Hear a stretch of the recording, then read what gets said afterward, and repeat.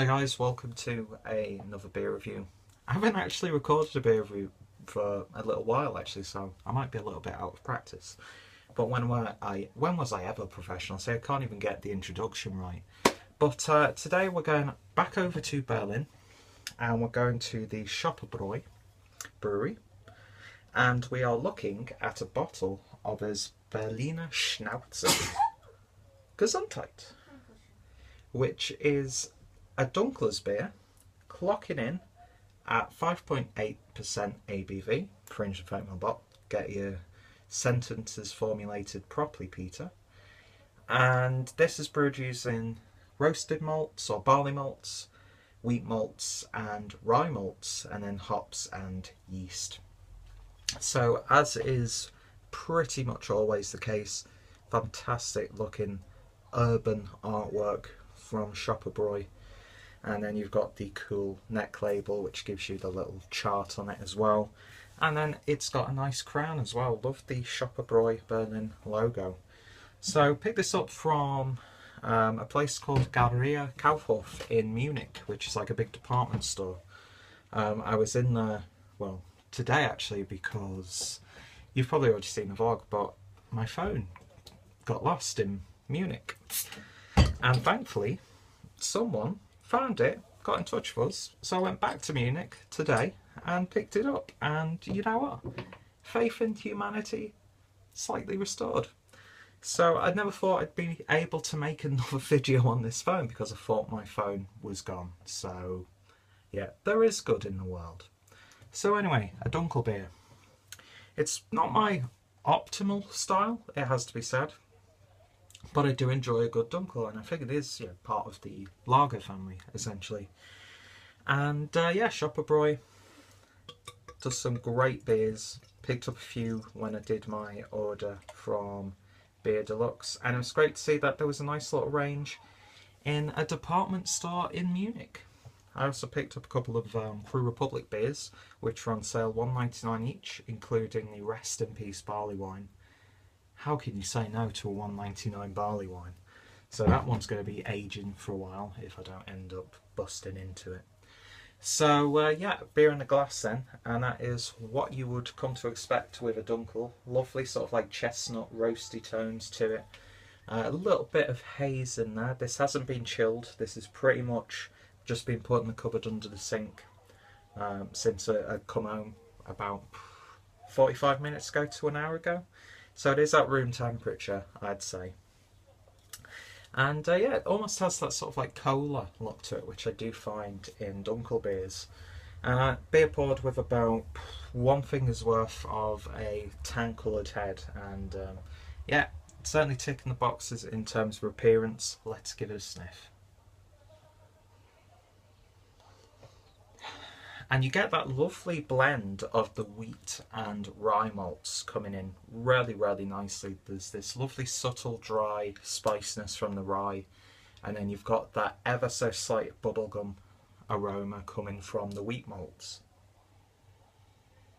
Definitely get a big hit of vanilla in here. Lovely woody, roasty chestnut sort of tones, like roasted nuts in general.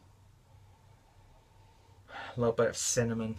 It's got quite a desserty nose to it, and a little bit sweeter than most of the Dunkels that I've had. And it seems to have a lot more character than a lot of Dunkels do. You sometimes get slight off notes, like slight musky notes coming from Dunkels, I find, but this is just like a lovely like vanilla sponge with maybe some like walnuts or almonds put on it, that sort of thing. It smells really, really good. Let's give it a taste. Cheers.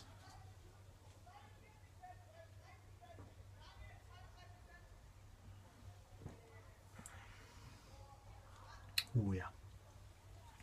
This to me is, there's almost like a battle going on the palate between the hops and the malts. It's got this lovely malty, cakey sweetness, quite dense as well, like a nice really spiced cake, like ginger, that sort of thing. But then you get this really nice hoppy character like coming in and going, I want to have the, I want to have the floor, I want to have the attention.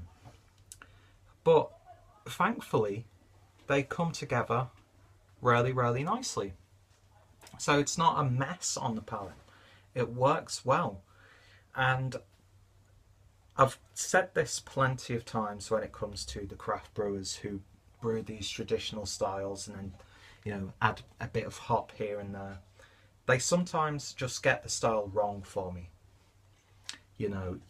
They'll over hop it so all you taste is hop. So it's like the hoppy lager. I like my lagers in general. So when I have a hoppy lager, I still want to be able to taste that it's a lager and not just an ale filled to the brim with hops. But this is an example of taking a traditional style and putting a contemporary twist on it, because it's not overly hoppy at all. And the hops actually work really nicely with that, again, dry rye character in there. So it adds a really nice bitterness, drying bitterness on the back end.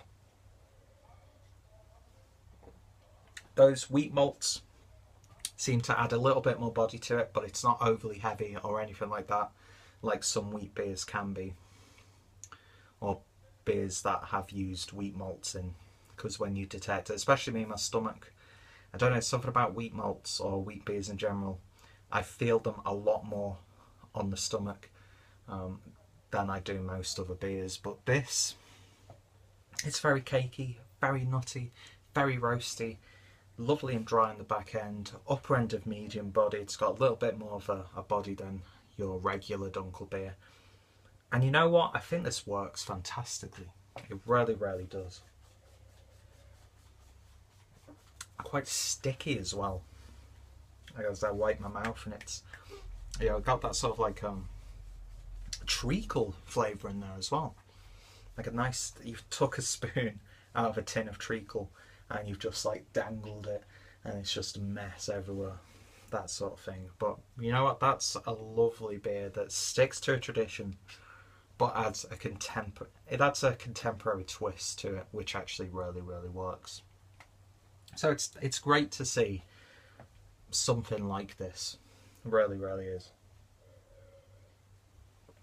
And I think for the price that I paid for it, you cannot go wrong for good quality craft beer. I think it's like $1.99 or something along those lines. Worth every cent. I could be wrong about the price, but it was around that ballpark. And yeah, do you know what? If you like your hops, if you like your hoppy beers, and you want to see a traditional style done correctly with that hop character used properly, it's going to appease the traditionalists and the contemporary beer drinkers. And when beers like that can bring people together, then, fantastic stuff.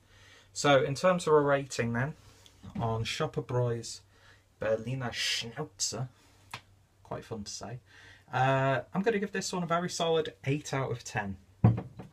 Very nice indeed. That rye malt is a really nice character, and it's a characteristic that I'm starting to really appreciate rye in beer a lot more than I used to. And yeah, it's the balance at the end of the day with this one, but it just adds a bit of a jolt and a bit more character than your regular, particularly Bavarian Dunkel beer.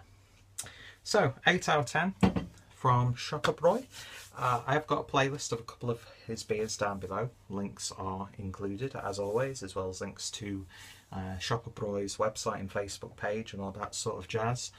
Yeah, if you've tried this beer, let me know your thoughts, opinions, what's your favourite Dunkels and all that sort of stuff. If you've tried any beers from Schoppe Bräu, if you've been to Berlin, or if you live in Berlin, cat's just nearly fallen over, then yeah, just bombard me in the comments as you always do. So, thank you guys for watching, and I shall hopefully see you all later. Cheers.